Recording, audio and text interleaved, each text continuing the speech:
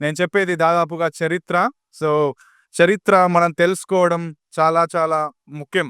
ఒక సామెత ఉంది. చరిత్ర చదవని వారు చరిత్రలోని తప్పులను తిరిగి చేస్తారు. చరిత్రను చదివి కూడా తప్పులు చేసేవారిని చూస్తూ నిస్సహాయంగా నిలబడే వాళ్ళు కూడా తప్పులు చేస్తారు. సో, మనం 2 రకాలుగా ఉండే అవకాశం ఉంటది. చరిత్రలో తప్పులు తెలియదు కాబట్టి మనం తప్పులు చేసే అవకాశం ఉంటది. లేకపోతే చరిత్రలో తప్పులు చేస్తున్న వాళ్ళు సైలెంట్‌గా చూస్తూ ఏం చేయలేకపోతున్నారు కాబట్టి మనం కూడా చూస్తూ సైలెంట్‌గా ఏం చేయలేని వ్యక్తులుగా ఉండే అవకాశం ఉంటుంది. ఈ రెండిటిగా ఉండకుండా మూడవ వ్యక్తులుగా మనం ఉండడానికి ఈరోజు చరిత్రలో జరిగిన కొన్ని సంగతులు నేను మీకు చెప్పే ప్రయత్నం చేస్తాను. మనమందరం దేవుని కృప కొరకు చిన్న మాట ప్రార్థన చేద్దాం. దేవా! ఈ సమయాన్ని మా అందరికీ దీవెనకరంగా చేసి మాకు నేర్పించాల్సిన మాటలు నేర్పించమని యేసుక్రీస్తు నామంలో ప్రార్థిస్తున్నాం తండ్రి. బొహీమియా అనే ఒక దేశం, ఇప్పుడు దాన్ని చెక్ రిపబ్లిక్ అని అంటారు. ఆ బొహీమియా దేశంలో 1369లో ఒక రైతు కుటుంబంలో ఒక వ్యక్తి పుట్టాడు. ఆ వ్యక్తి పేరు జాన్ హస్. ఆయన చాలా పూర్ ఫ్యామిలీలో పుట్టాడు. కాబట్టి నేను ఒకవేళ బాగా డబ్బు సంపాదించాలంటే నేను రోమన్ క్యాథలిక్ సంఘంలో యాజకుడవుతే నాకు చాలా డబ్బు కంఫర్ట్ వస్తది అని అనుకున్నాడు. కాబట్టి రోమన్ క్యాథలిక్ సంఘంలో 36 సంవత్సరాలైనప్పుడు ఒక యాజకుడిగా ఆయన నియమించబడ్డాడు. కంఫర్టబుల్‌గా ఆయన డబ్బు సంపాదిస్తున్నాడు. యాజకుడిగా కూడా రోమన్ క్యాథలిక్ సంఘంలో పరిచర్య చేస్తా ఉన్నాడు. కానీ ఆయన చదువుతా ఉంటే జాన్ విక్లిఫ్ అనే ఒక వ్యక్తి యొక్క రచనలు ఆయన చేతిలో పడ్డాయి. జాన్ విక్లిఫ్ అనే వ్యక్తిని సంస్కరణకు వేకువ చుక్క అని పిలుస్తారు. He is the morning star of reformation. ఇంగ్లాండ్‌లో ఆయన పుట్టాడు. ఇంగ్లాండ్‌లో ఆక్స్‌ఫర్డ్ యూనివర్సిటీలో చదువుకున్నాడు. ఆ తర్వాత అదే యూనివర్సిటీలో ప్రొఫెసర్ అయ్యాడు. ఆ తర్వాత రోమన్ క్యాథలిక్ సంఘం చేస్తున్న అబద్ధ బోధలకు వ్యతిరేకంగా రచనలు చేయడం ప్రారంభించాడు. ఆయన లాటిన్ వల్గేట్‌లో ఉన్న బైబిల్‌ని ఇంగ్లీష్‌లోకి ట్రాన్స్‌లేట్ చేశాడు. ఆయన రాసిన రచనలు ఈ బొహీమియా దేశంలో ఉన్న జాన్ హస్ చేతిలో పడ్డాయి. ఎప్పుడైతే జాన్ హస్ ఆ రచనలు చదవడం మొదలుపెట్టాడో, ఆ రచనలకు ఆకర్షితుడై ఆయన ఏ రోమన్ క్యాథలిక్ సంఘంలో యాజకుడిగా ఉన్నాడో, ఏ రోమన్ క్యాథలిక్ సంఘంలో పరిచర్య చేస్తున్నాడో అది వాక్య సంబంధమైనది కాదు, వాక్య విరుద్ధమైనదని చెప్పి మెల్లగా రోమన్ క్యాథలిక్ సంఘ బోధలకు వ్యతిరేకంగా పోరాటం చేయడం జాన్ హస్ మొదలుపెట్టాడు. ఆ రోజుల్లో రోమన్ క్యాథలిక్ సంఘానికి వ్యతిరేకంగా ఎవరైనా మాట్లాడితే చావు గుప్పిట్లో నోర్లు పెట్టడమే, అంటే చంపేసేది రోమన్ క్యాథలిక్ సంఘం. కాబట్టి జాన్ హస్‌ని కూడా రోమన్ క్యాథలిక్ సంఘం వాళ్ళు పట్టుకొని, "ఏయ్ జాన్ హస్, నువ్వు మాకు వ్యతిరేకంగా, అంటే సంఘానికి వ్యతిరేకంగా నువ్వు చాలా అబద్ధ బోధ చేస్తున్నావు. నేను చెప్పేదే కరెక్ట్, కానీ నువ్వు చేస్తుంది తప్పు" అని చెప్పి, "నువ్వు తప్పు ఒప్పుకోకపోతే నిన్ను చంపేస్తామని" జాన్ హస్‌ని బెదిరించారు. కానీ జాన్ హస్ అన్నాడు, "నేను దేవుని వాక్యం ఏదైతే చెబుతుందో అదే చెప్పడానికి ప్రయత్నం చేస్తున్నాను. నేను చేస్తుంది తప్పు అని నేను ఒప్పుకోను" అంటే ఆయనను ఒక పెద్ద గుహలో బందీఖానాలో పెట్టారు. 8 నెలలు ఆయనకు ఫుడ్ తక్కువగా ఇచ్చారు. ఆ చీకటి గుహలో బందీఖానాలో ఉంటే ఒత్తిడికి లోనై ఆయన తప్పు ఒప్పుకుంటాడేమో అని అనుకున్నారు. కానీ 8 నెలల తర్వాత ఎళ్లి అడిగితే, "ఏ జాన్ హస్, ఒప్పుకుంటున్నావా?" అంటే జాన్ హస్ అన్నాడు, "నేను ఒప్పుకోవట్లేదు. ఎందుకంటే నేను చేసేది కరెక్ట్ బోధ" అన్నాడు. ఆ తర్వాత ఆయనను ఒక గుంజకు కట్టారు. ఆయన చుట్టూ ఆ గడ్డిని పెట్టారు, చితిని పేర్చారు. "ఇప్పుడైనా ఒప్పుకో, లేకపోతే నిన్ను చంపేస్తాం అందరి ముందు" అని చెప్పి జాన్ హస్‌ని అన్నారు. జాన్ హస్ అన్నాడు, "నేను ఒప్పుకోను. నేను రాసిన సత్య సువార్త రచనలు, నేను బోధించిన విషయాలు, ప్రసంగించిన ప్రసంగాల మధ్యలో నేను సంతోషంగా మరణించడానికైనా సిద్ధంగా ఉన్నాను. కానీ సువార్తకు వ్యతిరేకంగా నేను ఏమాత్రం కూడా కిందికి దిగి నేను చేసింది తప్పు అని ఒప్పుకోను" అని చెప్పి ఆయన పాట పాడుతూ దేవుణ్ణి స్తుతిస్తూ ఉండగా ఆయన చుట్టూ చితిని పేర్చి ఆయన బతికుండగానే రోమన్ క్యాథలిక్ సంఘం ఆయనను చంపి పడేసింది. బతికుండగానే ఆయన చంపబడ్డాడు. డియర్ బ్రదర్స్ అండ్ సిస్టర్స్, ఈ రోజు 2024 అక్టోబర్ 31వ తారీఖున స్వేచ్ఛగా మన భాషలో మనం బైబిల్ చదువుతున్నామంటే ఇదిగో చరిత్రలో చాలా విషయాలు జరిగాయి. అందుకే మనం చరిత్ర చదవాలి. అసలు బైబిల్ అంతా చరిత్రే.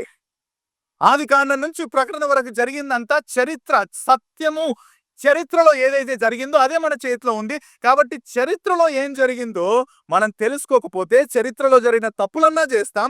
చరిత్రలో తప్పు జరుగుతున్నప్పుడు సైలెంట్‌గా నిలబడి ఆ తప్పును ఆమోదించిన వారిగానైనా మనం ఉంటాం. కానీ మూడవ రకానికి మనం చెందాలి.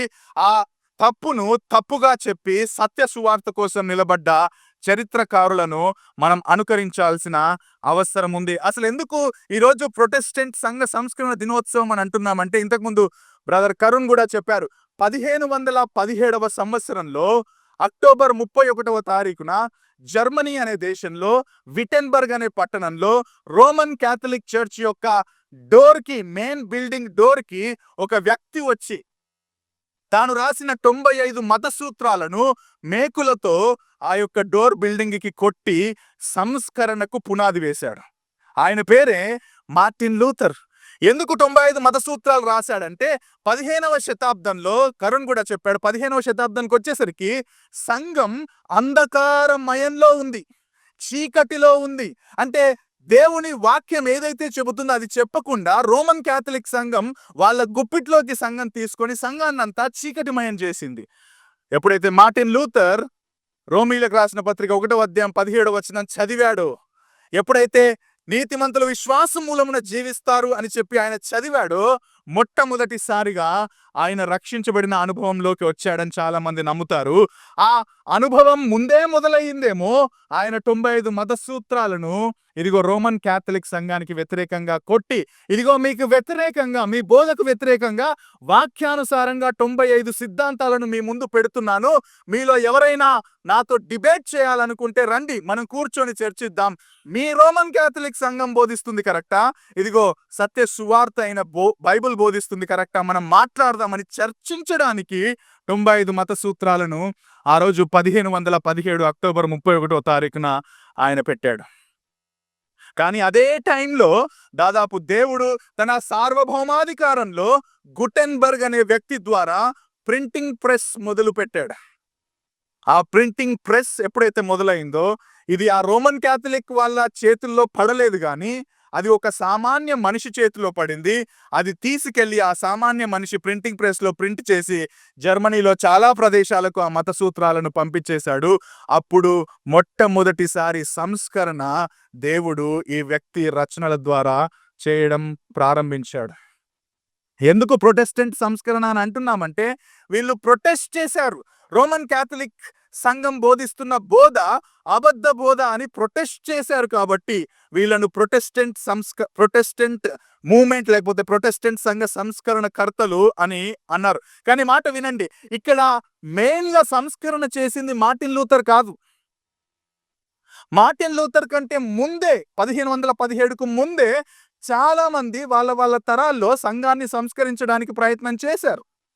ఇంతకుముందు మీకు చెప్పినట్టుగా జాన్ హస్ కావచ్చు, ఎరాస్మస్ కావచ్చు, జాన్ విక్లిఫ్ కావచ్చు, చాలా మంది ఈయనకు ముందే చేశారు. కానీ దేవుడు తన సార్వభౌమాధికారంలో 1517లో మార్టిన్ లూథర్ ద్వారా శక్తివంతంగా సంస్కరణ మొదలు పెట్టినట్టుగా మనం చరిత్రలో చూస్తాం. నేను అందుకే చెబుతాను, మనం సంఘ సంస్కరణకర్తల గురించి గొప్పగా మాట్లాడుకుంటాం, కానీ మొట్టమొదటి సంఘ సంస్కరణకర్త ఎవరంటే దేవుడే. యేసుక్రీస్తు ప్రభువే సంఘ సంస్కరణకర్త. తాను శిరస్సుగా ఉన్న సంఘాన్ని రక్షించడానికి ప్రతి తరములో ఆయన కొందరిని లేపి సంఘాన్ని సంస్కరిస్తూ వస్తూనే ఉన్నాడు. 15వ శతాబ్దంలో అది ఇంకా ఎక్కువగా శక్తివంతంగా ఆయన చేశాడు అని మనం గమనించాల్సిన అవసరం ఉంది. పొద్దున కరుణ్ కూడా ఆ మాట చెప్పాడు. 5 సిద్ధాంతాలుగా ఆ సంఘ సంస్కరణకర్తలు బోధించిన విషయాలను విభజించారు. మార్టిన్ లూథర్ ఇవి చెప్పలేదు, జాన్ కాల్విన్ చెప్పలేదు, కానీ వాళ్ళు ఏవైతే నమ్మారో వాటన్నింటినీ క్రోడీకరించి ఇదిగో ఈ పునాది సిద్ధాంతాల మీద వీళ్ళు ఫైట్ చేశారు లేకపోతే ప్రొటెస్ట్ చేశారని వాటిని 5 సిద్ధాంతాలుగా విభజించారు. సోలా స్క్రిప్చూరా, లేఖనములు మాత్రమే. సోలా గ్రాటియా, కృపచేత మాత్రమే. సోలా ఫిడే, విశ్వాసము చేత మాత్రమే. సోలస్ క్రిస్టస్, క్రీస్తు చేత మాత్రమే. చివరిగా సోలి డియో గ్లోరియా, దేవునికి మాత్రమే మహిమ అన్న 5 సిద్ధాంతాల మీద సంఘ సంస్కరణకర్తలు రోమన్ క్యాథలిక్ సంఘానికి వ్యతిరేకంగా తమ పోరాటాన్ని చేశారు. నేను ఈరోజు ఈ టైంలో కేవలం ఒకటే సోలా గురించి మాట్లాడతాను. అదేంటంటే సోలా స్క్రిప్చూరా. సోలా అన్న పదానికి లాటిన్ లో మాత్రమే, అలోన్ అని అర్థం. ఇది మాత్రమే, లేఖనములు మాత్రమే మనకు అంతిమ అధికారం అని చెప్పి సంఘ సంస్కరణకర్తలు మొట్టమొదటిగా ఈ సిద్ధాంతాన్ని నమ్మారు. బైబిల్లో ఉన్న 66 పుస్తకాలు, బైబిల్లో ఉన్న 66 పుస్తకాలు అసలు ప్రతులలో, అంటే ఒరిజినల్ రైటింగ్స్ లో ఇనరెంట్ అని అంటారు ఇంగ్లీష్ లో. అంటే ఏ మాత్రం కూడా తప్పులు లేవు. మన ట్రాన్స్లేషన్స్ లో తప్పులు ఉండొచ్చు, మన తెలుగు బైబిల్లో తప్పులు ఉండొచ్చు, మన ఇంగ్లీష్ బైబిల్లో తప్పులు ఉండొచ్చు, కానీ ఒరిజినల్ రైటింగ్స్ లో ఏమాత్రం కూడా తప్పులు లేవు. వాటిలో ఏమాత్రం కూడా పొరపాట్లు లేవు. మరియు అవి మన ఆత్మీయ జీవితాలకు చాలిన దేవుని వాక్యమని సోలా స్క్రిప్చూరా నమ్మింది. మన రక్షణకు, మన ఆత్మీయ జీవితానికి 66 పుస్తకాలు చాలినవి. They are inerrant and at the same time they are sufficient. మనకు ఈ 66 పుస్తకాలకు దాటి ఇంకా వేరే ఏ పుస్తకము అవసరం లేదు, ఇంకా వేరే వాక్యము అవసరం లేదు. మన క్రైస్తవ జీవితానికి, మన క్రైస్తవ రక్షణకు, రక్షించబడ్డ తర్వాత మన ఆత్మీయ జీవితానికి చాలినవన్నీ ఈ 66 పుస్తకాల్లో, పొరపాట్లు లేని పుస్తకాల్లో దేవుడు మనకు దయచేశాడు అని సోలా స్క్రిప్చూరా అన్న సిద్ధాంతం నమ్ముతుంది.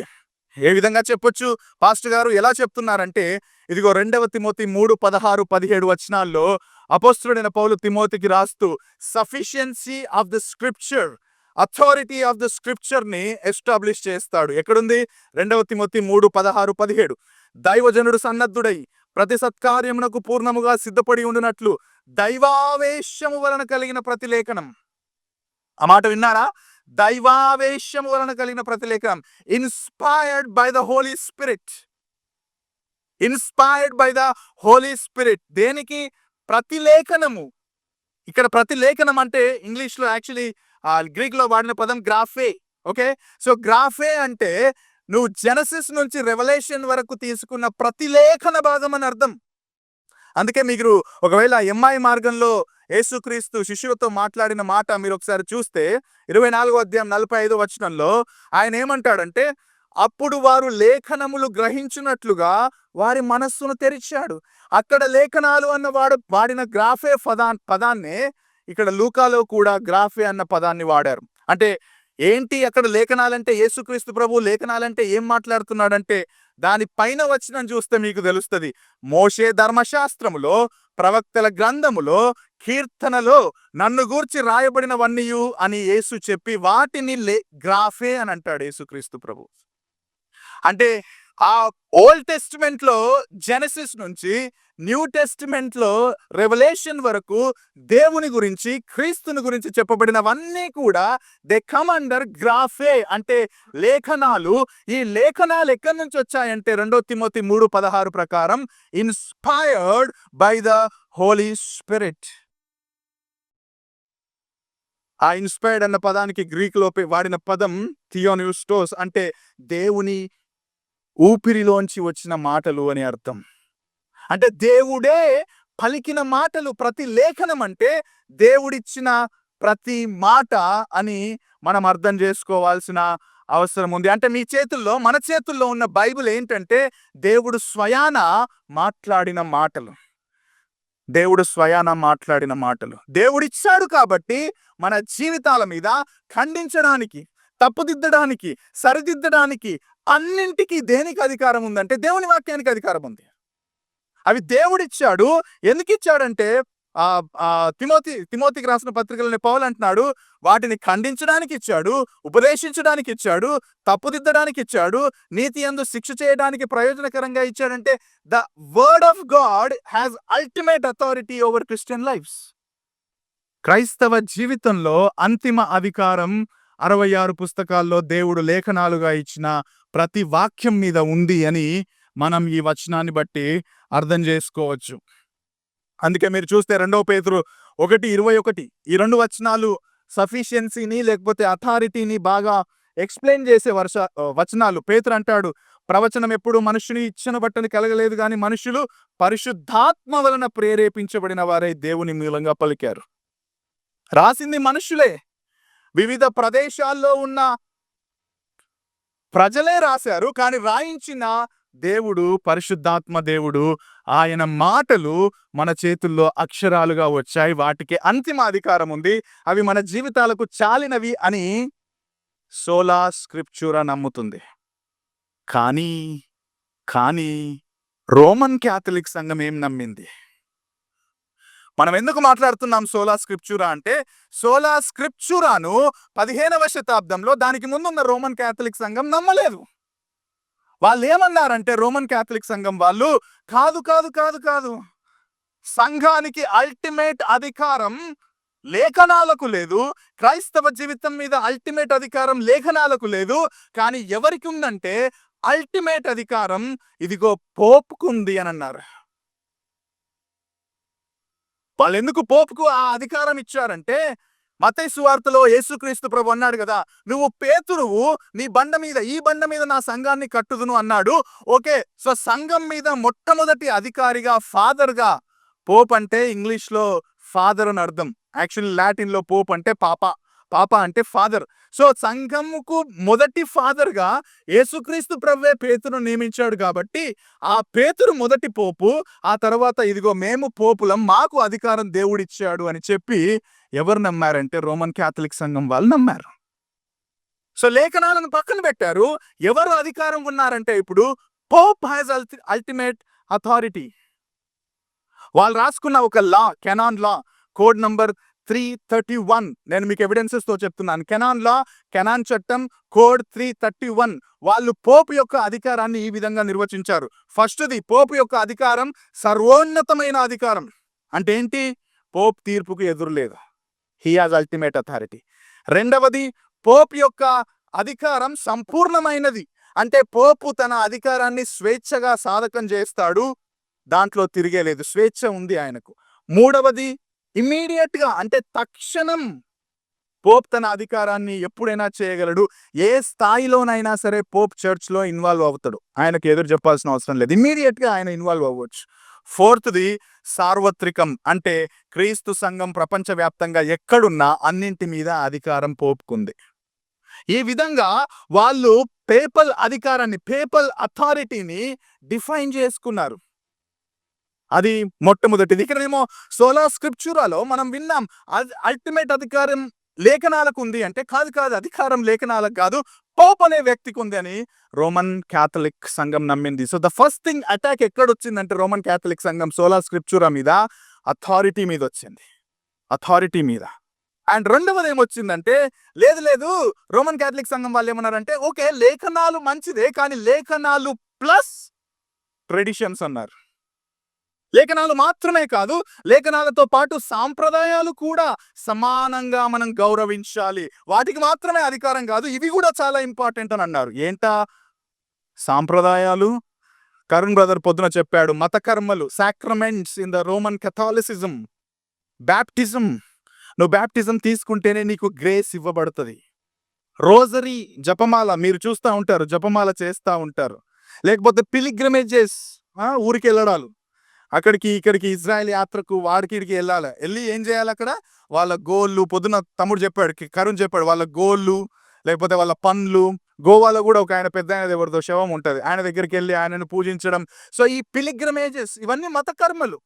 ఇండల్జెన్సెస్, పాప పరిహార పత్రికలు, లేకపోతే పెనెన్స్, యాజకుని దగ్గరకు వచ్చి పాపం ఒప్పుకోవాలా. నువ్వు యేసు ప్రభు దగ్గరకు వచ్చి పాపం ఒప్పుకోవద్దు. ఎవరి దగ్గరకు వచ్చి ఒప్పుకోవాలా? యాజకుని దగ్గరకు వచ్చి నీ పాపం ఒప్పుకోవాలా. యాజకుడు మాత్రమే బల్ల ఆచరించాలా. యాజకుడు ఎప్పుడైతే ఆ ప్రభు బలలో ఉన్న బ్రెడ్ని, వైన్ని ఇస్తాడో అప్పుడు నిజంగా క్రీస్తు శరీరాన్ని, క్రీస్తు రక్తాన్ని నీకు ఇస్తున్నట్టు అది నువ్వు తీసుకున్నప్పుడే దేవుని కృప నీ మీదకి వస్తుంది. అది లిటరల్ అని నమ్మారు వాళ్ళు. ట్రాన్స్సబ్స్టాన్షియేషన్ అంటారు. అంటే నిజంగా ప్రభు రక్తాన్ని నువ్వు తాగుతున్నావు, నిజంగా ప్రభు శరీరాన్ని నువ్వు తింటున్నావని వాళ్ళు నమ్మారు. ఇవన్నీ చేయాలి అని రోమన్ క్యాథలిక్ సంఘం వాళ్ళు చాలా చాలా చెప్పారు. అంతేకాకుండా మధ్యవర్తులుగా యాజకులను నిలబెట్టుకున్నారు. మధ్యవర్తులుగా చనిపోయిన సెయింట్స్‌ని పెట్టుకున్నారు. వాళ్ళ ద్వారా మాత్రమే మనం రక్షణలో కొనసాగగలం. ఇవన్నీ కూడా చాలా అవసరమని సాంప్రదాయాలను లేఖనాలకు సమానంగా చేశారు. అది రెండవది, ద అటాక్ ఆన్ సోలా స్క్రిప్చురా. మూడవది క్లారిటీ. క్లారిటీ. ఇదిగో రోమన్ క్యాథలిక్ సంఘం వాళ్ళ దగ్గర ఉన్న బైబిల్ ఇంగ్లీష్ బైబిల్ కాదు. వాళ్ళ దగ్గర ఉన్న బైబిల్ లాటిన్ భాషలో ఉన్న బైబిల్. లాటిన్ భాష సామాన్య ప్రజలకు అర్థమయ్యే భాష కాదు. జాన్ ఎక్ అనే ఒక రోమన్ క్యాథలిక్, ఈయన మార్టిన్ లూథర్తో యాక్చువల్లీ 1430లో అనుకుంటాను, ఆ మార్టిన్ లూథర్తో డిబేట్ చేశాడు రోమన్ కెథాలిసిజం గురించి. మార్టిన్ లూథర్ ఏమో బిబ్లికల్ క్రిస్టియానిటీ గురించి ఇద్దరు డిబేట్ చేశారు. ఆ జాన్ ఎక్ ఏమన్నాడంటే క్లారిటీ ఆఫ్ ద స్క్రిప్చర్ గురించి ఈ మాట అన్నాడు: సమస్తము పరిశుద్ధ లేఖనంలో స్పష్టంగా ఇవ్వబడలేదు కాబట్టి మనకు ఆచారాలు సాంప్రదాయాలు అవసరము అన్నాడు. ఇక్కడ స్పష్టంగా అన్నది ఆయన ఉద్దేశంలో కొన్ని రహస్యాలు ఉన్నాయి. మనము ద్వితీయోపదేశకాండం 29వ అధ్యాయంలో చూస్తాం, రహస్యములు దేవుని వశం. మనకు అన్ని విషయాలు దేవుడు చెప్పలేడు, రహస్యములు దేవునికే చెందుతాయి. కానీ ఇక్కడ క్లారిటీ అన్న పదాన్ని ఆయన కామన్ గా బైబిల్ మొత్తానికి అప్లై చేసి we cannot understand the Bible because it is only given to some people, especially priests and Pope's and bishops అని అన్నాడు. రోమన్ క్యాథలిక్ సంఘం వాళ్ళు ఏం చేశారంటే క్లారిటీ ఆఫ్ ద బైబిల్ మీద కూడా అటాక్ చేశారు. అందుకే అండి అప్పట్లో లాటిన్ భాషలో మాత్రమే బైబిల్ ఉండేవి. అది కూడా ఎవరు చదివే వాళ్ళంటే యాజకులు మాత్రమే చదివేవాళ్ళు. యాజకులు మాత్రమే లాటిన్ భాష నేర్చుకొని వచ్చి వాళ్ళు మాత్రమే బైబిల్ వాళ్ళు చెప్పిందే వేదం. మన భాషలో చెప్పాలంటే వాడు అబద్ధ బోధ చేసినా నిలబడి అదే వేదం, అదే నమ్మారు. అందుకే అప్పట్లో వాళ్ళకి అవగాహన లేదు. బేసికల్గా సంఘానికి దేవుని వాక్యం పట్ల అవగాహన లేదు, ఎందుకంటే వాళ్ళకి బైబిల్ లేదు. ఏది నిలబడి వాళ్ళు చెబితే అదే సత్యం అని నమ్మారు. అందుకే పాప పరిహార పత్రికలు కొన్నారు. అందుకే ఈ మెట్ల మీద వాళ్ళు పైకి ఎక్కి దేవుణ్ణి ప్రసన్నం చేసుకోవాలని ఆశపడ్డారు, ఎందుకంటే వాక్యం వాళ్ళ చేతుల్లో లేదు కాబట్టి. లాటిన్ భాషలో ఉన్న బైబిల్ని ట్రాన్స్లేట్ చేయడానికి కూడా ఒప్పుకోలేదు సంఘం. ఎవరు? రోమన్ క్యాథలిక్ సంఘం. ఎందుకంటే ఒకవేళ వాళ్ళు చెప్పిన రీజన్స్ చూడండి. ఒకవేళ లాటిన్ భాష దైవికమైన భాష, లాటిన్ భాషలో ఉన్న బైబిల్ని మనం ఇంగ్లీష్లోకి ట్రాన్స్లేట్ చేస్తే ఇంగ్లీష్ అనేది మోటైన భాష. అప్పుడు మోటైన భాషలో తప్పులు దొరుకుతాయి, అపచారం జరుగుతుంది. కాబట్టి వద్దు, ట్రాన్స్లేషన్ చేయొద్దు అని చెప్పి ట్రాన్స్లేషన్ చేయనీయలేరు. 1519వ సంవత్సరంలో ఒక 6 మంది తండ్రులు, ఒక విధవరాలు తమ పిల్లలకు మత్తయి సువార్తలో ప్రభువు నేర్పిన ప్రార్థనను ఇంగ్లీష్ భాషలో నేర్పారట. 1519లో 6 తండ్రులు, ఒక విధవరాలు పిల్లలకు యేసుప్రభు నేర్పిన ప్రార్థన ఉంది కదా మత్తయి సువార్తలో, అది నేర్పినందుకు ఏం చేశారో తెలుసా? రోమన్ క్యాథలిక్ సంఘం వాళ్ళు ఆ 6 మంది తండ్రులను, ఆ విధవరాలను పట్టుకొని చంపేశారండి. ఎందుకో తెలుసా? Because they have taught the prayer, the Lord's prayer in English language to their children. Translate చేయొద్దు ప్రార్థనను, లేకపోతే దేవుని వాక్యాన్ని ఇతరులకు బోధించదు. ఎవరు బోధించాలి? యాజకులు మాత్రమే బోధించాలి. లేఖనాలకు ప్రాధాన్యత ఇవ్వలేదు. అది కేవలం యాజకులకు మాత్రమే ఇవ్వబడ్డది. ఆ వరం వాళ్ళకు దేవుడే ఇచ్చాడు అని చెప్పేసి వాళ్ళు నమ్మేవారు. మీరు రోమన్ క్యాథలిక్ సంఘం వాళ్ళ బైబిల్కి వెళ్ళి చూడండి, 66 పుస్తకాలు ఉండవు అందులో. ఎన్ని ఉంటాయి తెలుసా? 70 ఉంటాయి. ఇంకో 7 పుస్తకాలు ఉంటాయి దాంట్లో. They added more books. That is a different gospel. ఒకవేళ గలతీ పత్రిక ప్రకారంగా చూస్తే వాళ్ళు ఒక వేరే సువార్తను బోధిస్తున్నారు, ఇంకో 7 పుస్తకాలను కలుపుకొని.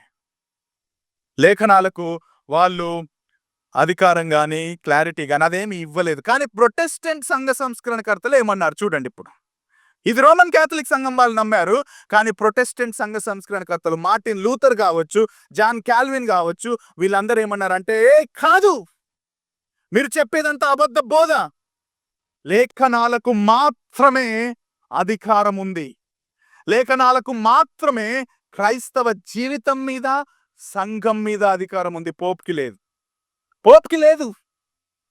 Because Bible is very clear that Christ is the head of the church. క్రీస్తు మాత్రమే శిరస్సు అని ఉంది కానీ పోపన్ ఎక్కడుంది? క్రీస్తు మాత్రమే నరులకు ప్రజలకు మధ్య మధ్యవర్తి అని ఉంది కానీ పోపన్ ఎక్కడుంది? యాజకుడు అని ఎక్కడుంది? మనందరం పేతురు పత్రిక ప్రకారం రాజులైన యాజక సమూహం అని బైబుల్ చెప్తుంటే మీరేంటండి మధ్యలో వాళ్ళని తీసుకొచ్చారని ప్రొటెస్టెంట్ సంఘ సంస్కరణకర్తలు రోమన్ క్యాథలిక్ సంఘానికి వ్యతిరేకంగా నిలబడ్డారు. జాన్ విక్లిఫ్ రాసిన పరిశుద్ధ లేఖనం యొక్క సత్యం అనే పుస్తకంలో ఈ విధంగా రాశాడు. లేఖనంలోని ప్రతి భాగం దైవికంగా ప్రేరేపించబడ్డది. అది రైతుల నుండి రాజులు మరియు పోపుల వరకు ప్రజలందరి సిద్ధాంతానికి ఫౌండేషన్ మరియు ప్రమాణం అని ఆయన రాశాడు. ఆయన ఇంత సూటిగా క్యాథలిక్ సంఘానికి వ్యతిరేకంగా రాశాడు కాబట్టే జాన్ విక్లిఫ్ని చాలా ఇబ్బంది పెట్టారు. కానీ ఆయన చాలా నిలబడ్డాడు. అందుకే ఆయనకు ఆ పేరుంది, సంస్కరణకు వేకువ చుక్క. ఎందుకంటే ఆయన లేఖనాలకే అంతిమ అధికారం ఉందని ఘంటాపదంగా బల్లగుద్ది ఆయన ఇంగ్లాండ్ దేశంలో నిలబడ్డాడు. మార్టిన్ లూథర్ ఆయన 95 మత సూత్రాలు రాశాడు. ఆ తర్వాత మత సూత్రాలన్నీ జర్మనీ అంతా పాకిపోయాయి. ఆ తర్వాత రోమన్ క్యాథలిక్ సంఘానికి తెలిసింది. ఏ విధంగానైతే జాన్ హస్ని బంధించారో మనోడిని కూడా పట్టుకున్నారు. డైట్ ఆఫ్ వామ్స్ అనే ప్రదేశంలో 3 రోజులు డిస్కషన్ అయింది. ఫస్ట్ డే వచ్చి మార్టిన్ లూథర్, నువ్వేదైతే చేస్తున్నావో అది మాకు వ్యతిరేకంగా చేస్తున్నావు, ఇది చేస్తే మంచిది కాదు, నువ్వు తప్పొప్పుకో, నీ రచనలన్నీ వెనక్కి తీసుకో, లేకపోతే నువ్వు సస్తో బిడ్డ అన్నట్టుగా చేశారు. కానీ మార్టిన్ లూథర్ ఒకరోజు టైం అడిగాడు. 2వ రోజు వచ్చారు, 3వ రోజు వచ్చారు. 3వ రోజు వచ్చి విల్ యూ రికాంట్, నువ్వు వెనక్కి తగ్గుతావా, నీ రచనలన్నీ వెనక్కి తీసుకుంటావా అంటే మార్టిన్ లూథర్ అక్కడున్న అందరి ముందు, పోప్ ముందు, బిషప్స్ ముందు, అందరి ముందు నిలబడి చావు నోట్లో ఈ విధంగా వేలు పెట్టాడు. ఏ విధంగా వేలు పెట్టాడో తెలుసా? ఈ మాటలు వినండి. ఆయన ఏమన్నాడంటే, లేఖనాల సాక్ష్యముతో నేను ఏకీభవిస్తున్నాను. పోప్ను నేను నమ్మను, కౌన్సిల్స్ని నేను నమ్మను, లేఖనాలతో నేను బంధించబడి ఉన్నాను. నా మనస్సాక్షి కూడా వాక్యం యొక్క అధికారం ఉంది. లేఖనాల ద్వారా మీరు నేను చేసింది తప్పు అని నిరూపించలేకపోతే నా మనస్సాక్షికి వ్యతిరేకంగా నేను నా తప్పు ఒప్పుకోలేను, నేను చావడానికి సిద్ధంగా ఉన్నానని చెప్తున్నాడు. ఒక రకంగా దేవా నాకు సహాయం చేయి అని చెప్పి అందరి ముందు ధైర్యంగా నిలబడ్డాడు. మార్టిన్ లూథర్కి తెలుసు రోమన్ క్యాథలిక్ సంఘానికి వ్యతిరేకంగా ఇటువంటి భాష మాట్లాడితే చావే. అంటే ఒక రకంగా లేఖనాలకు అధికారం ఇవ్వడానికి మార్టిన్ లూథర్ చావడానికి సిద్ధమై అక్కడ నిలబడి మాట మాట్లాడుతున్నాడు. Because he understood the importance of the scriptures, the authority of the scriptures, the sufficiency of the scriptures. అందుకే ఆయన నిలబడి ఆ మాట అన్నాడు. ఇంకొక వ్యక్తిని కూడా నేను మీకు పరిచయం చేస్తాను, విలియం టిండేల్. నాకు సంఘ సంస్కరణకర్తల్లో నా హృదయానికి చాలా దగ్గరగా ఉన్న వ్యక్తి విలియం టిండేల్. ఆరాధించట్లేదు విలియం టిండేల్ని, కానీ ఆయన చేసిన పనిని నేను అప్రిషియేట్ చేస్తున్నాను. ఇంగ్లాండ్లో బైబిల్ని ఇంగ్లీష్లోకి ట్రాన్స్లేట్ చేయాలనుకున్నాడు, కానీ కుదరలేదు. జర్మనీకి పారిపోయాడు. జర్మనీలో ఇంగ్లీష్లోకి ట్రాన్స్లేట్ చేశాడు బైబిల్ని. మళ్ళీ ఇంగ్లాండ్కి దాన్ని పంపడానికి పెద్ద పెద్ద కాటన్ డబ్బాల్లో పెట్టి స్మగ్గిల్ చేశాడు. ఆ స్మగ్గిల్ చేస్తున్నాడని తెలిసి చాలా కాటన్ డబ్బాల్ని కాల్ చేసింది రోమన్ క్యాథలిక్ సంఘం. కానీ అప్పటికే చాలా ఇంగ్లీష్ బైబిల్లో ఇంగ్లాండ్కి వెళ్ళాయి. మెల్లగా చాలా మందికి ఇంగ్లీష్ భాషలో బైబిల్ వెళ్ళిపోయింది. మళ్ళీ సేమ్ రోమన్ క్యాథలిక్ సంఘానికి తెలిసింది. మళ్ళీ పిలిపించారు, విలియం టిండేల్ నువ్వు లూథర్ని ఫాలో అవుతున్నావు, నువ్వు లూథరన్ అయిపోయావు, నువ్వు గనక ఇప్పుడు తిరిగి మళ్ళీ రచనలన్నీ తీసుకోకపోతే, నువ్వు చేసింది తప్పని అందరి ముందు ఒప్పుకోకపోతే మళ్ళీ నిన్ను చంపేస్తామని విలియం టిండేల్ని మళ్ళీ సేమ్ గుంజగట్టారు, చుట్టూ చితి పేర్చారు. కనీసం ఇప్పుడన్నా ఒప్పుకో, మేము నిజంగా నిన్ను చంపుతామంటే ఏమన్నాడో తెలుసా? నేను చేసింది తప్పు కాదు అని చెప్పి చివరిగా ఒక మాట అన్నాడు, ఇంగ్లాండ్ రాజు కన్నులు తెరువు దేవా అని ప్రార్థన చేశాడు. ఆయనను ఫస్ట్ ఉరేశారు, జాన్ హస్ను బతికుండగానే కాల్చారు. కానీ విలియం టిండేల్ని ఫస్ట్ అదే గుంజకు ఉరేసి చచ్చాడని కన్ఫర్మ్ చేసుకున్న తర్వాత అందరి ముందు అదే చితిలో ఆయనను కాల్చి చంపేశారు. దేవుడు ఆ ప్రార్థన విన్నాడు. ఆ తర్వాత ఇంగ్లాండ్ రాజు కన్నులు తెరిచాడు. ఇంగ్లాండ్ రాజు దేశంలో ఉన్న, ప్రపంచంలో ఉన్న మంచి మంచి బైబిల్ పండితులను పిలిపించి మొట్టమొదటి బైబిల్ని రాయడానికి అవకాశం కల్పించాడు. అదే కింగ్ జేమ్స్ వర్షన్ బైబిల్. ఎందుకు చచ్చారు వీళ్ళందరూ? ఎందుకు ప్రాణాలివ్వడానికి సిద్ధమయ్యారు వీళ్ళందరూ అంటే, బికాస్ దే బిలీవ్డ్ ఇన్ సోలా స్క్రిప్చూరా. లేఖనాలకు మాత్రమే క్రైస్తవ జీవితం మీద అధికారం ఉంది, సంఘం మీద అధికారం ఉంది, ఇంకెవ్వరికీ లేదు అని చావడానికి కూడా సిద్ధమయ్యారు. That is what sola scriptura is all about. ఆ బైబిల్ అందరి చేతుల్లో ఉండాలి, వారి వాడుక భాషల్లో ఉండాలి. అప్పుడే వాళ్ళకు దేవుని వాక్యం యొక్క అధికారం అర్థమవుతుంది. అప్పుడే దేవుని వాక్యాన్ని చదువుకొని ఆ అధికారాన్ని బట్టి వాళ్ళు బ్రతకగలుగుతారు. అది మన జీవితాలకు చాలు అని నమ్మారు. కాబట్టి దేవుడు ఆల్రెడీ మనకిచ్చాడు. ఇంకా కొత్తగా మనకు వేరే విషయాలు అవసరం లేదు అని వేన్ గ్రూడమ్ అనే భక్తుడు చెబుతున్నాడు. ఆయన చెప్పాల్సిన మాట ఏంటంటే, the word of God which is there in our hands, మన చేతుల్లో ఉన్న Bible, that is sufficient and that has ultimate authority. మనకు అన్వయింపు ఏంటో చెప్పి నేను ముగిస్తాను. సరే, వాళ్ళు ప్రొటెస్టెంట్ రిఫార్మర్స్ ఈ విధంగా చేశారు, వాళ్ళు ఆ విధంగా చనిపోయారు, అథారిటీ ఉందంటున్నారు. మరి మనకేంటి? మనకు అదే కదా ఇంపార్టెంట్. వాళ్ళు చచ్చారు, మంచిగానే ఉంది, కానీ నాకేంటయ్యా అని అడుగుతారు కదా. మనకేంటి అంటే ఇది మనకు మన చేతులు. అందుకే స్టార్టింగే చెప్పాను, స్వేచ్ఛగా మనం మన భాషలో బైబిల్ చదువుతున్నామంటే దానికి కారణం ఇదిగో విలియం టిండేల్, ఇదిగో మార్టిన్ లూథర్, ఇదిగో జాన్ విక్లిఫ్, ఇదిగో జాన్ హస్. వాళ్ళు హతసాక్షులుగా బైబిల్ని సామాన్య భాషలోకి తేవాలని రక్తాన్ని చిందిస్తే ఆ రక్తంతో తడిసిన బైబిళ్లను మన చేతుల్లో దేవుడు పెట్టాడు. మీరు బైబిల్ చదువుతున్నప్పుడు ఇది గుర్తుపెట్టుకోండి, హతసాక్షుల రక్తంతో తడిసిన బైబిల్ మన చేతుల్లో ఉంది. ఆయన బైబిల్ చదవడానికి మనకు 1,00,000 కారణాలు కదా. ఒక రకంగా కాలు పట్టుకోవాల్సి వస్తుంది పాస్టర్లు, అమ్మా బైబిల్ చదవండి, అయ్యా బైబిల్ చదవండి. దేవుడు మన భాషలో బైబిల్ ఎందుకు ఇచ్చాడో తెలుసా? ఆ దిండు కింద కాస్త ఎత్తు పెంచుకోవడానికి ఇచ్చాడు కదా. ఆ రోగం వస్తే బెడ్ మీద పక్కన పెట్టుకోవడానికి ఇచ్చాడు కదా. అవును కదండి, అందుకిచ్చాడు ఆ బైబిల్ మనకు మన భాషలో.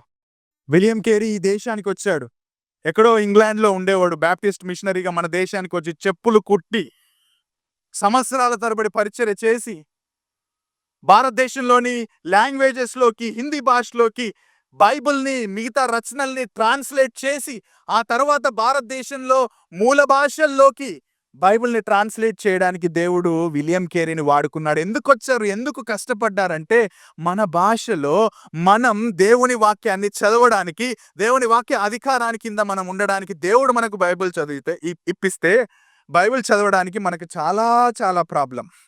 హతసాక్షుల రక్తంతో తడిసిన వాక్యాన్ని చదవడానికి సాకులు చెప్పొద్దు దయచేసి, సాకులు చెప్పొద్దు. అక్కడ చచ్చారు ఈ బైబిల్ మన చేతికి ఇవ్వడానికి. నేను అలసిపోయాను, నాకు డ్యూటీ ఉంది, టైం లేదు. అవునా, టైం లేదా? ప్రపంచంలో ప్రతి ఒక్క క్రైస్తవుడికి సేమ్ టైం ఇచ్చాడు. మరి వాళ్ళు ఎందుకు ఇస్తున్నారు టైము, మీకు ఎందుకు ఇవ్వట్లేదు? అంత బిజీయా మనం? We are not prioritising. అంతే. ఒప్పుకోవాల్సింది ఏంటంటే మనకు పెద్ద ఇంపార్టెంట్ కాదు వాక్యం చదవాలని ధైర్యంగా చెప్పాలి దమ్ముంటే. అంతేగాని నాకు ఆ పని ఉంది, ఈ పని ఉందని సాఫ్ట్ వర్డ్స్ అవసరం లేదు మనకు. ఇవన్నీ సాఫ్ట్ అనమాట, polish words. We don't prioritise our lifes. కోవిడ్లో ఆక్సిజన్ కోసం ఎట్లా పరిగెత్తావు? ఎందుకంటే లైఫ్ అండ్ డెత్ అది, లేకపోతే సస్తావు నువ్వు. బైబిల్ అంటే మనకు అది లేదు, వాక్యం చదవడం అంటే అది లేదు, అందుకే మనం చదవం. అంతేగాని ఇవన్నీ ఒట్టొట్టియే. If we prioritize, we give importance because some people died so that we can read the Bible in our own language. వాక్యానికి ప్రాధాన్యతనివ్వకుండా సాంప్రదాయాలకు. ద ప్రాబ్లం ఏంటో తెలుసా? మనం Protestant Christians and Roman Catholics. మన చేతిలో బైబిల్ ఉంది, మన భాషలో ఉంది, అథారిటీ ఉంది, క్లారిటీ ఉంది, but still we follow the traditions. వాళ్ళలాగా సేమ్ ట్రెడిషన్స్ అవసరం లేదు, కానీ మనం కూడా సమ్ ట్రెడిషన్స్ వి ఫాలో. మనకు బైబిల్ యొక్క సఫిషియన్సీ అవసరం లేదు. సాంప్రదాయాలకు, సంస్కృతికి మనం ఎక్కువ ప్రాధాన్యత ఇస్తాం వాక్యం కంటే. బైబిల్లో లేదా విగ్రహారాధన చేయొద్దని?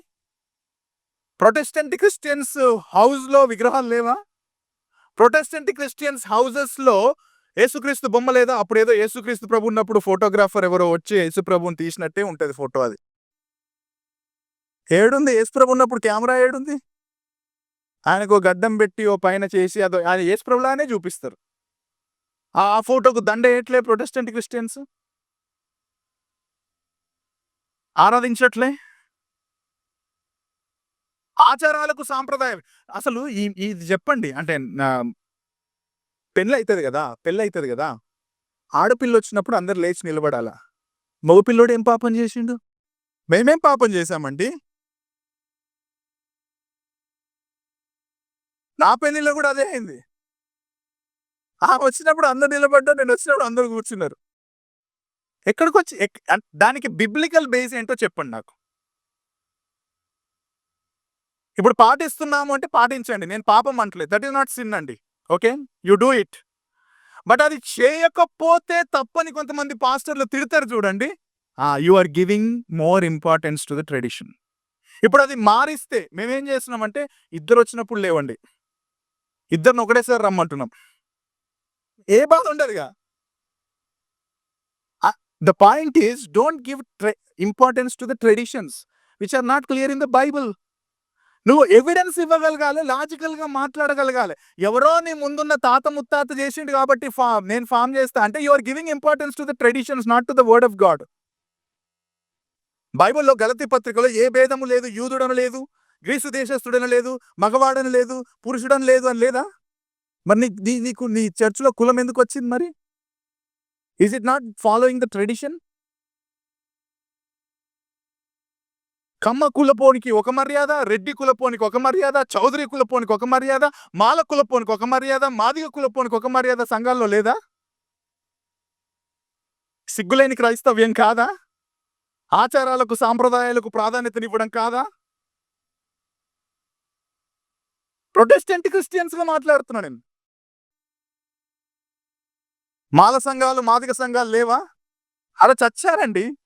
బైబుల్ ఏ భేదం లేదని బైబిల్ చెప్తా ఉంటే భేదాలు తీసుకొస్తున్నారు. You are giving importance to the traditions and culture of the world. లేఖనాలకు ఈ మాట చూడండి. అసలు లాజికల్‌గా ఒకవేళ లేఖనాలకు పైగా వేరే వాటికి అధికారం ఉందనుకో, అది ట్రెడిషన్ గావచ్చు, సైన్స్ గావచ్చు, లాజిక్ గావచ్చు, ఏదైనా దానికంటే అధికారం ఉందనుకోండి. లేఖనాలు గాకుండా వాటికి అధికారం ఉందనుకోండి. ఇప్పుడు ఏది పవర్‌ఫుల్? లేఖనాలు పవర్‌ఫుల్లా? అది పవర్‌ఫుల్లా? లేఖనాలు ఎట్లయితాయండి? వాటికి పవర్‌ఫుల్ గదా! అంటే నువ్వు లేఖనాలు కింద పడేస్తున్నావు, అవి పైన పెడుతున్నావు. వాటికి ఎక్కువ అథారిటీ ఉందని. సోలా స్క్రిప్చురాకు అధికారం ఎక్కడుందక్కడ? వాక్యం కంటే ఎక్కువగా దేవుని స్వరం వినడం, ప్రవచనాలు, అద్భుతాలు వీటికి ప్రాధాన్యతనిస్తున్నాం మనం. అందుకే జాన్ పైపర్ అనే భక్తుడు అంటాడు, if you want to listen to the voice of God, go into your home, open your Bible and read. నీవు దేవుని స్వరాన్ని వినాలని ఆశపడుతున్నావా? నీ రూమ్‌లోకెళ్ళు, నీ బైబిల్ చదువు, వాక్యం చదవడం మొదలుపెట్టు, నువ్వు దేవుని స్వరం వింటావు అని అంటున్నాడు. ఇన్ అదర్ వర్డ్స్ దేవుని స్వరం మనం బైబిల్ చదివితే మనకు వినబడుతుంది. దేవుడు మనతో మాట్లాడతాడు. దాన్ని పక్కన పెట్టాం.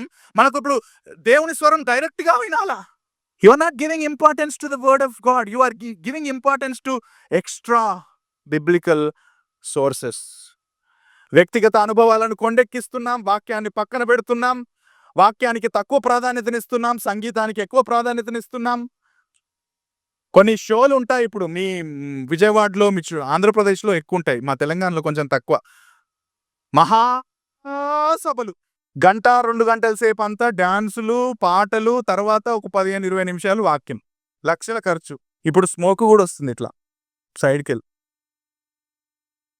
మంచి పొగలో చెప్పాలన్నమాట వాక్యం. మొన్న యాక్చువల్లీ మా చర్చ్‌లో గూడా ఈ ప్రసంగం చేశాను. నాకు గుర్తుంది గజ్వేల్ అనే ప్లేస్‌కి నన్ను ప్రీచింగ్‌కి పిలిచారు ప్రీ క్రిస్మస్ టైమ్‌లో. పెద్ద స్టేజు, పెద్ద గ్రౌండు, ఇక మస్తు షో అన్నమాట. మస్తు డాన్సులయినాయి, మస్తు అన్నయినాయి. అంతా పొలిటీషియన్స్ వచ్చిర్రు, మొత్తం అయింది. నాకు లోపల ఎంత ఆనందం అంటే చాలా మందొచ్చారు గదా! సువార్త చెప్పడానికి ఎంత మంచి అవకాశం అని నేను ప్రార్థన చేస్తూ కింద కూర్చొని ప్రార్థన చేస్తుంటే లాస్ట్‌కి పిలిచారు. అంతా అయిపోయింది. మొత్తం అయిపోయిన తర్వాత పిలిచారు. పిలిచి నేను మైక్ పట్టంగానే మెల్లగొచ్చి ఎనక చెవిలో ఇప్పుడు ఇంతకుముందు నేను చెప్పినా గదా! కరుణ్‌కి చెవిలో చెప్పినట్టుగా వచ్చి, "అన్న 10 నిమిషాల్లో ముగించేయండి అన్న." అప్పటికే 2 గంటలు కింద కూర్చున్నా నేను.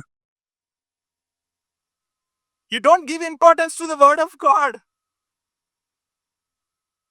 లేఖనాలు అవసరంలే. దేవుని వాక్యం అవసరంలే. ఈ ఎక్స్‌ట్రాలు కావాలి మనకు. This is not sola. Scriptura? సరే వాళ్ళని పక్కన పెడదాం. బిలీవర్స్‌గా are we giving importance to the word of God? మనం ఒక విశ్వాసులుగా వాక్యానికి ప్రాధాన్యతనిస్తున్నామా? ఆదివారం చదివే వాక్యంతోటే సంతృప్తి చెందే క్రైస్తవులు ఎంతమంది లేరు సంఘాల్లో? బెరయన్లలాగా ఇంటికెళ్ళి అసలు వాక్యం చెప్పింది కరెక్టా కాదా అని పరీక్షించే క్రైస్తవులు అసలే లేరనుకో, దాన్ని పక్కన పెట్టు. కనీసం ఏం చెప్పాడో అని తెరిచి చూసే వాళ్ళనున్నారా? నీ క్రైస్తవ జీవితం ఆదివారం పాస్టర్ చెప్పే ప్రసంగం మీద ఆధారపడుతుందంటే అది దౌర్భాగ్యమైన క్రైస్తవ్యం అంటాడు ఒకాయన.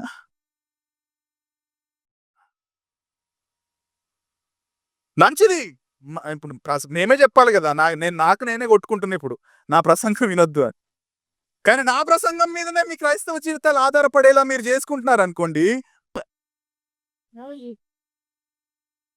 Because we don't give importance to the word of God. వాక్యం మనకు అవసరం లేదు. వాక్యం తెలుసుకోవాలనే తృష్ణ లేదు మనకు. ఆ దుప్పి నీటి వాగుల కొరకు ఆశపడినట్లుగా దేవా నీ కొరకు నేను ఆశపడుచున్నానని పాడతామేమో, కోట్ చేస్తామేమో గాని ప్రాక్టికల్‌గా మాత్రం బెబ్బే. తృష్ణ లేదు మనకు. తృష్ణుంటే బైబిల్ చదువుతాం. తృష్ణుంటే మంచి పుస్తకాలు చదువుతాం. ఇదిగో ఈరోజు చెప్పిన 2 పుస్తకాలు చదవండి. మీకు ఛాలెంజ్ చేస్తున్నాను. తీసుకోండి పుస్తకాలు 200. 200 ఒక పుస్తకం. ఎక్కడెక్కడో పోయి పానీపూరికో, లేకపోతే బిర్యానీకో పెడతారు గదా! ఈరోజు దీనికి పెట్టండి. We don't read. Martin Luther పుస్తకాలు రాసాడండి. మార్టిన్ లూథర్ బైబిల్ ట్రాన్స్‌లేట్ చేసాడండి. అందుకే మనం ఇప్పుడు బైబిల్ పట్టుకొని కూర్చున్నాం. There is a power in literature. మనం పుస్తకాలు చదవం. దేవుడు తెలుసుకోవాలని ఆసక్తి లేదు మనకు. వాక్య ధ్యానం కంటే మొబైల్ ధ్యానము, సోషల్ మీడియా ధ్యానం మనం ఎక్కువగా చేస్తాం. కాదా?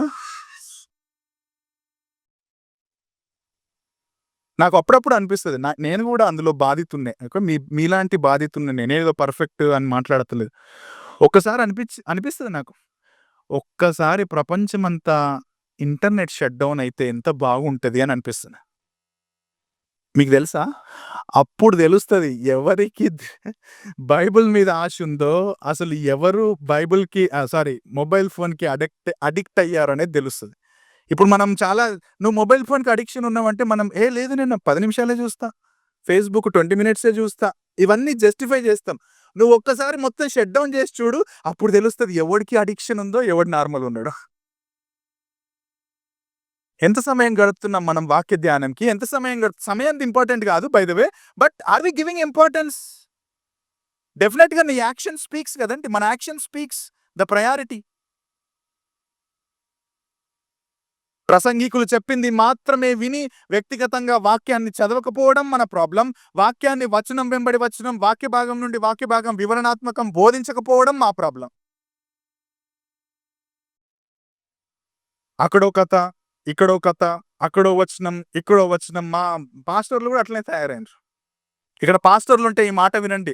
ఆదివారం ప్రసంగం చేయడానికి శనివారం కాదు ప్రిపరేషన్ కావాల్సింది. శనివారం రోజు ప్రార్థన చెయ్యి. మిగతా 5 రోజులు ప్రిపేర్ కావాలా. మనోళ్ళు అట్లా కాదు. 5 రోజులు అటు ఇటు తిరుగుతారు. ఆరో రోజు వచ్చేసి ఒక 2, 3 గంటలు కూర్చుంటారు. అయిపాయే. ఆ రోజు పరిశుద్ధాత్ముడు ఇస్తాడు. పరిశుద్ధాత్ముడు ఇస్తాడా? మరి నువ్వెందుకు బోధ చేస్తున్నావు? వాళ్ళకి కూడా అదే చెప్పు. మీరు ఇంటికెళ్ళి చదువుకోండి పరిశుద్ధాత్మ బోధిస్తాడని. సంఘ సంస్కరణ వాక్యానికి ప్రాధాన్యతనిచ్చింది. గంటల తరబడి, రోజుల తరబడి కూర్చొని వాళ్ళు బైబిల్‌లోని విషయాలను రాసారు, ప్రిపేర్ అయ్యారు, లాంగ్వేజ్‌ని కలిపారు. వాళ్ళెందుకు పిచ్చోళ్ళా వాళ్ళు? వాళ్ళకి రాడా పరిశుద్ధాత్మ? సప్పుడుదాకా మార్టిన్ లూథర్ ఇట్లా కూర్చొని పరిశుద్ధాత్మ దేవా ఇస్తా అంటే ఇవ్వకపోతుండేనా? వాళ్ళెందుకు సంవత్సరాల తరబడి బైబిల్ ట్రాన్స్‌లేట్ చేశారు? సంవత్సరాల తరబడి వాక్యాన్ని వివరించే రచనలు చేశారు? ప్రిపరేషన్ కోసం కష్టపడకుండా దేవుని వాక్యాన్ని మనం ఏం బోధిస్తున్నామండి సంఘాలకు? వారం మొత్తం 16, 17 గంటలు కష్టపడే ప్రసంగికులు నాకు తెలుసు. ఎన్నో కామెంటరీలు చదివి వాక్యాన్ని చాలా అర్థవంతంగా బోధించాలని ఎన్నో సెమినార్‌లు అటెండ్ అయ్యి ఎక్విప్ అయ్యి బోధిస్తున్న వాళ్ళు తెలుసు. ఇంకా కొంతమంది ఉంటారంటే ఏముండదు. ఆదివారం రోజు పొద్దున్నే ప్రార్థన చేసుకుంటారు. ప్రసంగం వస్తది అయిపోయి ఒక గంటల. Where is the importance? Do you work hard? నమ్మకంగా దేవుడు నీ చేతిలో పెట్టాడు ప్రజలకివ్వడానికి, నా చేతిలో పెట్టాడు. మనం చేస్తున్నామా? వాక్యానికి ప్రాధాన్యత మనమివ్వాలి. ఒక్క మాట చెప్పి నేను క్లోజ్ చేస్తాను. మార్టిన్ లూథర్ టైంలోనే ఇంకొక రిఫార్మర్ గూడా ఆన్ ది అదర్ సైడ్, ఈయన జర్మనీలో మార్టిన్ లూథర్ సంస్కరణ చేస్తా ఉంటే, స్విట్జర్లాండ్‌లో ఇంకొక సంఘ సంస్కరణకర్తను ప్రభువు లేపాడు. ఆయన పేరు ఉల్రిక్ జ్వింగ్లీ. ఆయన రోమన్ క్యాథలిక్ సంఘానికి వ్యతిరేకంగా నిలబడ్డ వారిలో ఈయన గూడా ఒకరు. సో, ఇక్కడ జర్మనీలో దేవుడు లూథర్‌ని లేపితే, స్విస్ రిఫార్మర్‌గా ఉల్రిక్ జ్వింగ్‌ని లేపారు. సో, 1519లో ఆయన పాస్టర్‌గా నియమించబడ్డాడు ఒక చాపెల్‌లో. ఆయన నియమించబడ్డప్పుడు చేసిందేంటో తెలుసా? ఫస్ట్ టైం పోంగానే జనరల్‌గా రోమన్ క్యాథలిక్ సంఘంలో ఇట్లా చెయ్యరు ప్రసంగాలు. వాళ్ళు లాటిన్ భాషలో ఏదో అక్కడొకటి ఇటుకొకటి మాస్ అంటారు దాన్ని, చెప్పి వదిలేసి పంపించేవాళ్ళు. కానీ ఇట్లా చేసేవాళ్ళు కాదు. కానీ ఫస్ట్ టైం 1519లో ఉల్రిక్ జ్వింగ్లీ స్టేజ్ మీదకి ఎక్కి తన చర్చ్‌లో మొట్టమొదటి ప్రసంగం దేని మీద చేశాడో తెలుసా? మత్తయి సువార్త 1వ అధ్యాయం యేసుక్రీస్తు వంశావళి నుంచి మొదలుపెట్టాడు. ఆ 1వ చాప్టర్ నుంచి మొత్తం బుక్ చెప్పాడు. ఆ తర్వాత పేతురు దగ్గరికెళ్ళాడు. మొత్తం 2 బుక్స్ చెప్పాడు. ఆ తర్వాత తిమోతి దగ్గరికెళ్ళాడు. మొత్తం బుక్స్ చెప్పాడు. ఆ తర్వాత యాక్ట్స్ చెప్పాడు. తర్వాత తిమోతికి రాసిన పత్రికలు చెప్పాడు. గలతీకి రాసిన పత్రికలు చెప్పాడు. ఆ మొత్తం ఈ పత్రికలు దాదాపు 6 సంవత్సరాల్లో 1525 వరకు 6 సంవత్సరాలు ఇవి చెప్పిన తర్వాత then he went to the Old Testament. The point ఏంటంటే, అక్కడో వచనం, ఇక్కడో వచనం తీసుకొని వాక్యం బోధించడం గాదు. ఒక పుస్తకం వెంబడి పుస్తకం, వచనం వెంబడి వచనం, ఆథర్ యొక్క ఇంటెన్షన్ తీసుకొని మనం సంఘానికి వివరణాత్మక ఎక్స్‌పోజిటరీ ప్రీచింగ్ ఇప్పుడు మొదలైంది గాదు. సంఘ సంస్కరణ కర్తలు చేశారు. Martin Luther preach, John Calvin preached expository sermons. పుస్తకం వెంబడి పుస్తకం, పుస్తకం వెంబడి పుస్తకం నమ్మకంగా బోధించి సోలా స్క్రిప్చురాకి వాళ్ళు ప్రాధాన్యతనిచ్చారు. ఈరోజు చాలా చాలా కంఫర్టబుల్‌గా మన భాషలో బైబిల్ పట్టుకొని బైబిల్ చదవకుండా, బైబిల్‌కి ప్రాధాన్యతనివ్వకుండా, సంస్కృతికి, సాంప్రదాయాలకు ప్రాధాన్యతనిస్తూ తిరిగి మళ్ళీ మనం రోమన్ క్యాథలిక్స్ లాగా బ్రతుకుతున్నాం. అది మంచిది కాదు. అది ఎంత గొప్పదైన ట్రెడిషన్‌ని పక్కన పెట్టి వాక్యానుసారంగా ఏది కరెక్ట్ అని మనం పరిశీలించాలి, పరీక్షించాలి. దేవునికి మహిమకరంగా మనం వాక్యానికి అధికారం ఇచ్చి లోబడి జీవించడానికి దేవుడు మనకు సహాయం దయచేయునుగాక. ఈ మాటలు నీ మహిమ కొరకు వాడుకోమని ప్రార్థన చేస్తున్నాం.